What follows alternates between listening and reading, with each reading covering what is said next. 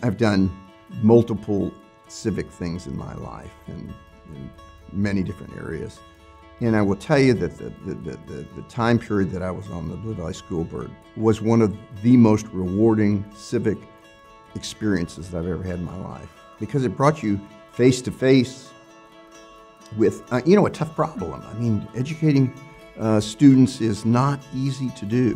When we do a good job at Blue Valley, we're creating people that are going to be contributing members to society. I mean, in multiple ways, not only from a business perspective, but from a civic perspective and from a social perspective. And when you sit down and you look at the district and what impacts a student the most, it's really the teachers. I mean, if you've got really good, motivated teachers, which I believe we do, I think we've got a great staff, giving them all the tools that they need to be the most successful at what they do, I think is the absolute right thing to do, and it's the smart thing to do.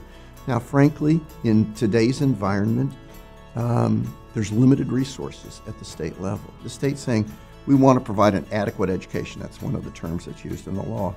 I think most of us would kind of rebel at the word adequate. I mean, adequate is a baseline, and I think we want something better than that. And I do think that when you've got the motive, and the motive is a lot of the parents and a lot of the administrators and a lot of the teachers, and you combine that with a little bit of money.